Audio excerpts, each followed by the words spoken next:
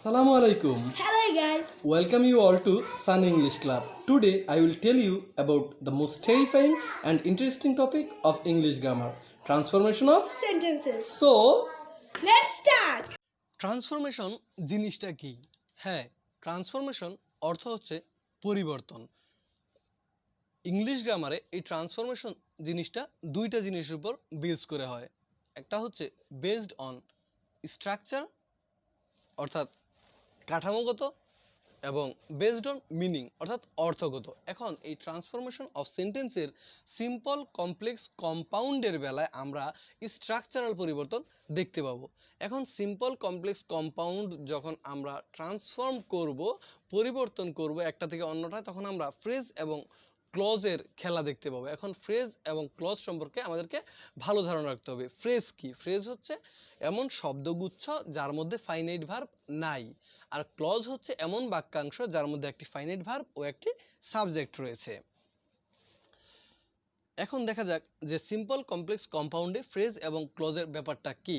Simple sentence হচ্ছে এমন বাক্য যে সেন্টেন্সে একটি সাবজেক্ট এবং একটি ফাইনাইট ভার্ব থাকে, তাকে সিম্পল সেন্টেন্স বলে। তবে যদিও শুনতে সিম্পল, তবে এটা যে সবসময় কেবলমাত্র একটি সেন্টেন্স বা প্রিন্সিপাল ক্লজে থাকবে তা নয়, এর সাথে কিন্তু অনেকগুলা ফ্রেজ যুক্ত হয়ে বড় হতে পারে সেন্টেন্সটি। যেমনটি আমরা দেখতে পাই এখানে আমরা দেখতে পাই হি ইজ অনেস্ট, এটা হচ্ছে কি প্রিন্সিপাল ক্লজ। কিন্তু এর পূর্বে যে লেখাটি রয়েছে in spite of his poverty, অর্থাৎ কি তার দারিদ্রতা সত্ত্বেও কি হি ইজ অনেস্ট, সে কি সৎ। তাহলে এই যে তার এইখানে in spite of his poverty, এটা কিন্তু একটা ফ্রেজ। এখন যদি আমরা এটাকে কমপ্লেক্সে দেখি তাহলে কীরকমের হয়। কমপ্লেক্স সেন্টেন্স বা জটিল বাক্য হচ্ছে সেটি যার মধ্যে একটি প্রিন্সিপাল ক্লজ এবং এক বা একাধিক সাবঅর্ডিনেট ক্লজ থাকে এবং যার দুইটি সাবজেক্ট এবং দুইটি ফাইনাইট ভার্ব থাকে। এখন হচ্ছে এই কমপ্লেক্স সেন্টেন্সটিতে কি দেখতে পাই, he is poor he is honest.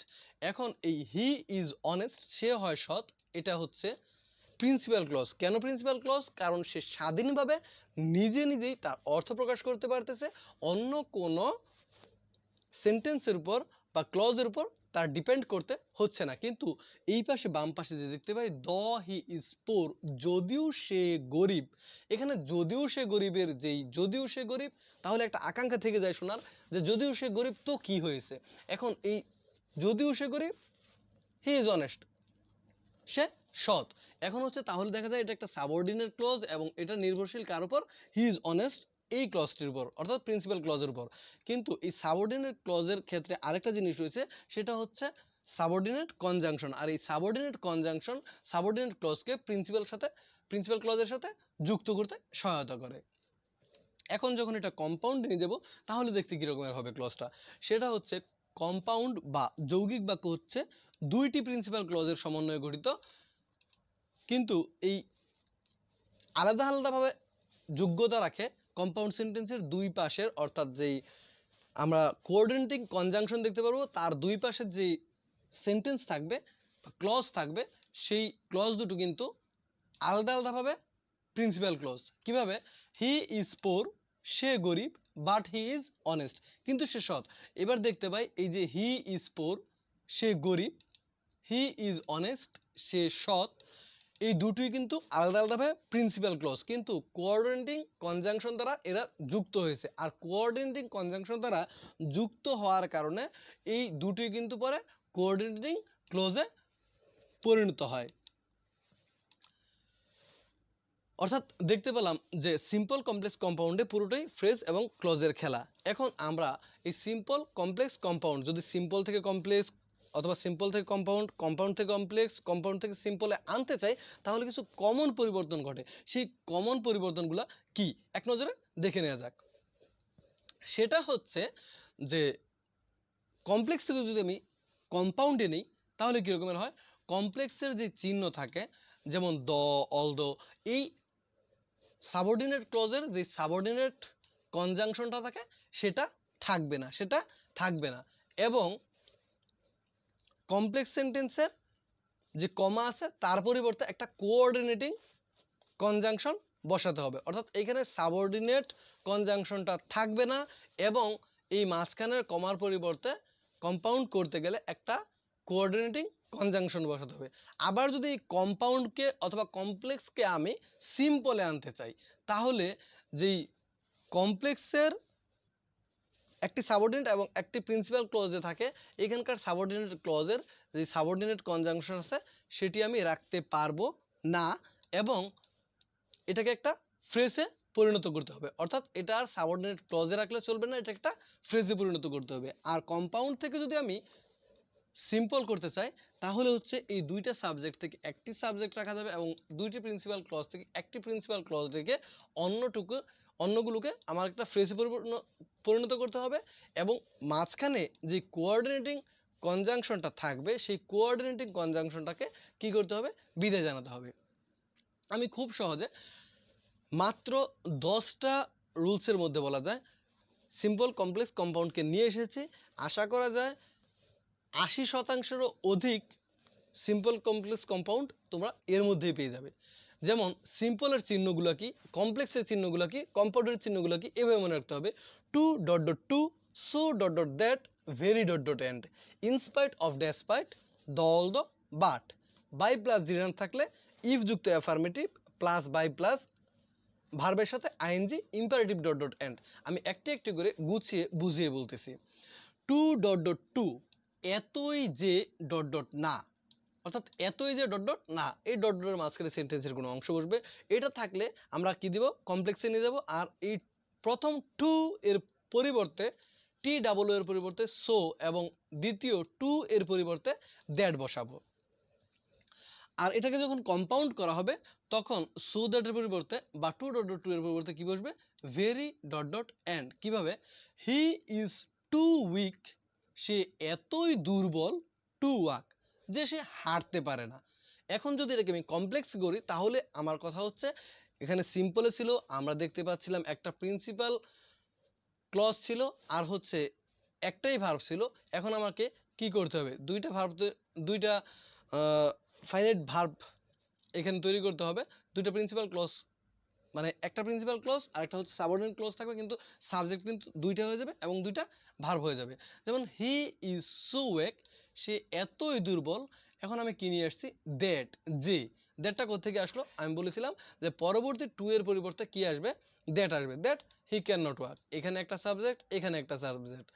সে এতই দুর্বল যে সে কি করতে পারে না, হাঁটতে পারে না। এখন যদি আমরা এটাকে কম্পাউন্ডে নিয়ে আসি, তাহলে কি হচ্ছে, কম্পাউন্ডে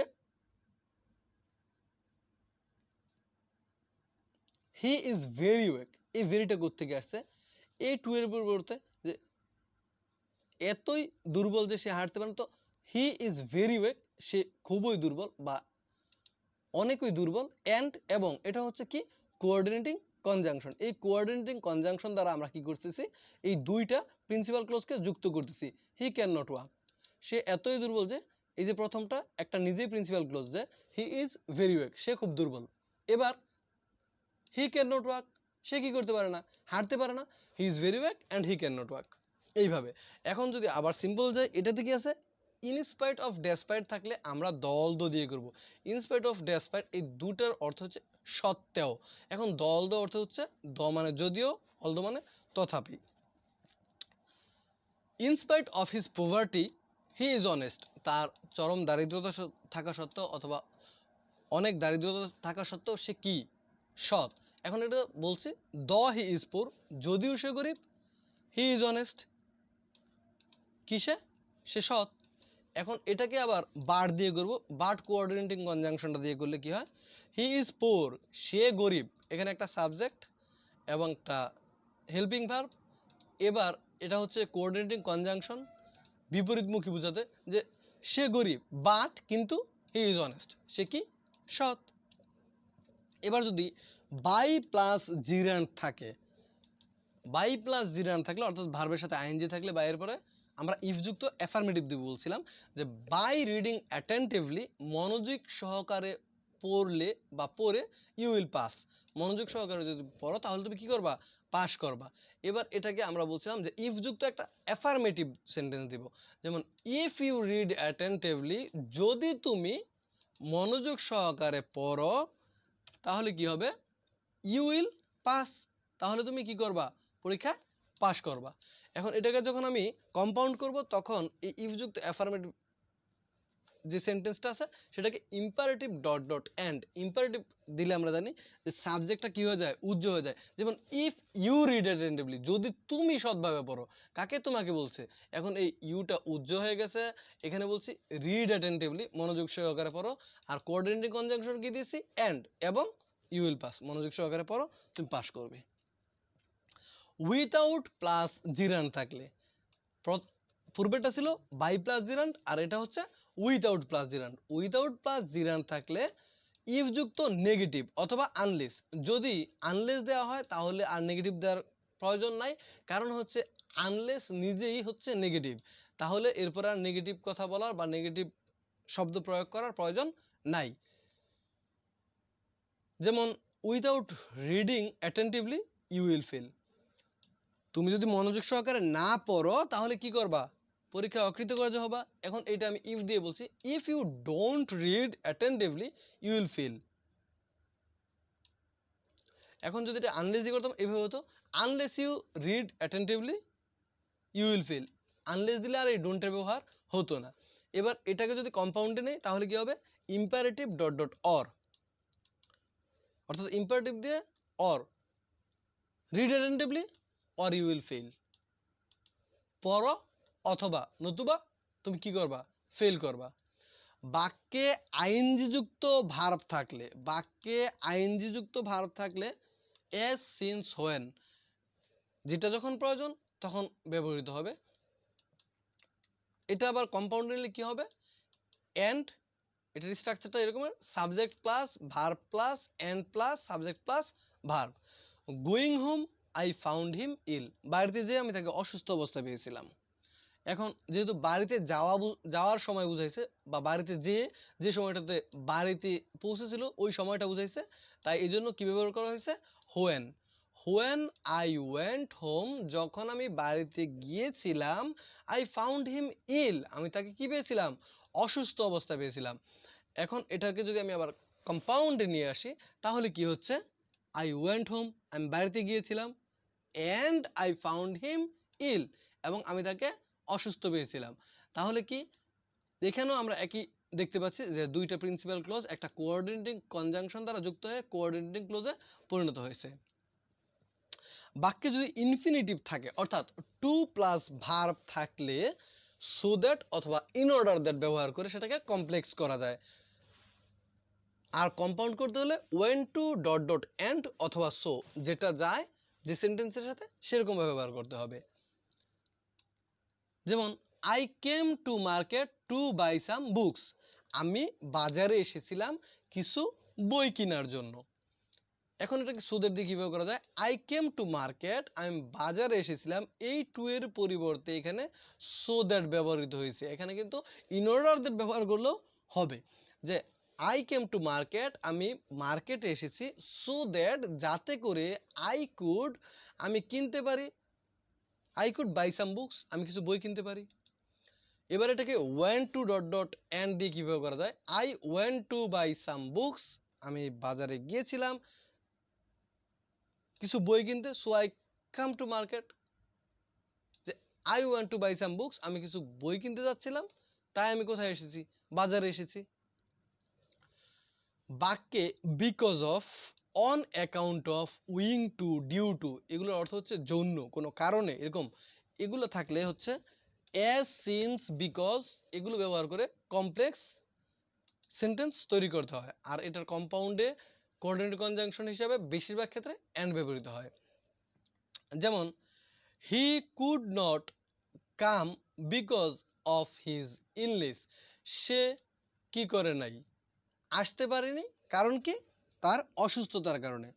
এখন আমি বললাম হি কুড নট কাম, সে আসতে পারেনি, এখানে because of his illness possessive ছিল, এখন আমরা এখান থেকে বিকজ নিয়েছি। যদি বলতাম অ্যাজ হি ওয়াজ ইল, যদি এখানে বলতাম যে অ্যাজ হি ওয়াজ ইল, যেহেতু সে অসুস্থ ছিল, তাহলে কিন্তু হয়ে যাবে he could not come because he was ill অথবা অ্যাজ হি ওয়াজ ইল।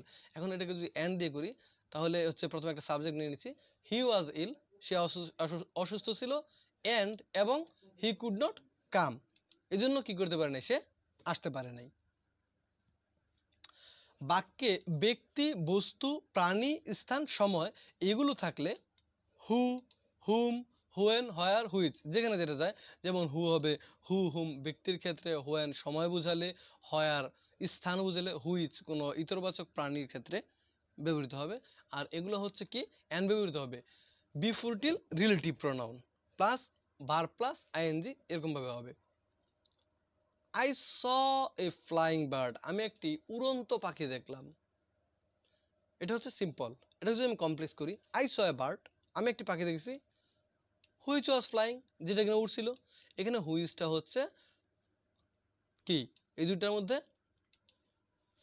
সমন্বয়কারী। তো এই হুইচ দিয়ে এই রিলেটিভ প্রোনাউন দিয়ে কি হয়েছে, দুইটাকে এক করা হয়েছে। এখন আমরা কি করব, রিলেটিভ প্রোনাউনের পূর্ব পর্যন্ত, এই যে রিলেটিভ প্রোনাউন আছে এই রিলেটিভ প্রোনাউনের পূর্ব পর্যন্ত নিব কম্পাউন্ডের ক্ষেত্রে। আই স এ বার্ড, দেখো আই স এ বার্ড এই পর্যন্ত আছে। এখন এই রিলেটিভ প্রোনাউনের পূর্ব পর্যন্ত নেওয়া যাবে। এরপর এই রিলেটিভ প্রোনাউনটা উঠে গিয়ে এন্ড বসবে। এরপর বাকিটুকু ইট ওয়াজ ফ্লাইং, আমি পাখি দেখছিলাম এবং এটা উড়তেছিল। বিসাইড বোথ বাক্যে যদি থাকে তাহলে হোয়াইল ব্যবহার করে কমপ্লেক্স করা যায়। আর এটার কম্পাউন্ডে হয় not only dot dot but also. Besides being a good student he is a good player, ভালো শিক্ষার্থী হওয়ার পাশাপাশি সে আবার কি ভালো খেলোয়াড়ও। While he is a good student, যখন সে একজন ভালো ছাত্র, he is a good player, সে আবার কি তখন একজন ভালো খেলোয়াড়ও। এখন যদি এটা কম্পাউন্ড করি তাহলে এইভাবে আসে, he is not only a good student, সে শুধুমাত্র ভালো শিক্ষার্থী নয় বাট কিন্তু বা বরং কি বাট হচ্ছে গুড প্লেয়ার, কিন্তু একজন ভালো খেলোয়াড়ও বটে। এবার during the age of, at the time of plus noun, এগুলো যদি থাকে ডিউরিং অর্থাৎ কোনো সময় চলছিল এরকম বোঝাতে, দ্য এজ অফ কোনো সময়, এট দ্য টাইম অফ কোন সময়টাতে হচ্ছিল এমন কিছু দিয়ে আবার কি হচ্ছিল নাউন যদি থাকে তাহলে এটা হোয়েন, যেহেতু সময় বুঝেছে তাই হোয়েন। আর এটার কম্পাউন্ডে থাকে এন্ড, যেমন এট দ্য টাইম অফ রেইন বৃষ্টি হবার সময় হি ওক আপ, সে জেগে উঠেছে। এখন হোয়েন ইট ওয়াজ রেইনিং, যখন বৃষ্টি হচ্ছিল, অর্থাৎ এই হোয়েনটাকে এখানে সাবজেক্ট হিসেবে নিয়ে আসা হয়েছে। যে হোয়েন ইট ওয়াজ রেইনিং, যখন এটা একবারে মানে মুখে নিয়ে আসা হয়েছে বাক্যটাকে, সেন্টেন্সটাকে স্ট্রাকচারটা সুন্দর করতে, যে হোয়েন ইট ওয়াজ রেইনিং যখন বৃষ্টি হচ্ছিল, হি ওক আপ সে জেগে উঠছিল। অর্থাৎ কখন হচ্ছিল এটা বোঝাতে, ওই সময়টা বোঝাতে কি হয়েছে হোয়েন ব্যবহৃত হয়েছে। এখন এটা যদি কম্পাউন্ড করি, ইট ওয়াজ রেইনিং বৃষ্টি হচ্ছিল অ্যান্ড হি ওক আপ এবং সে জেগে উঠেছে।